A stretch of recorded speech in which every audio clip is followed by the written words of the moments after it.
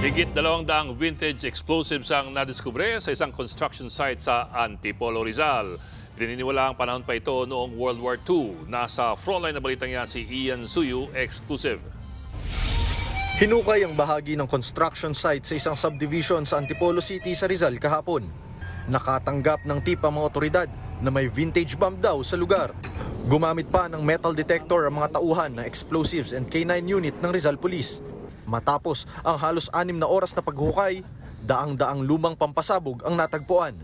Kabilang sa nahukay ang nasa 224 na piraso ng Japanese Type 89 mortar. Ilan lang ito sa mga sako-sakong bala at pampasabog na narecover sa isang subdivision sa Antipolo kahapon. Kabilang dyan, itong sinaunang ammunition o bala na ginagamit nga raw sa mga Japanese rifle noong World War II.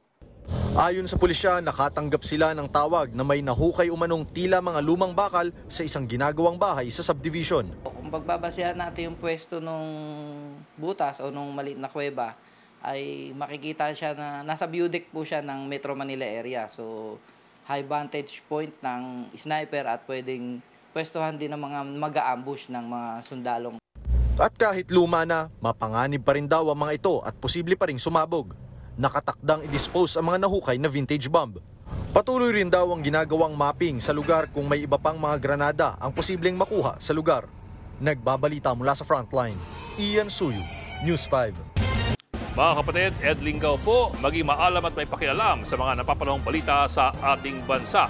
Para sa mas malilimang pagtalakay at paghimay sa mga issue at headlines, mag-follow at mag-subscribe sa social media pages ng News 5.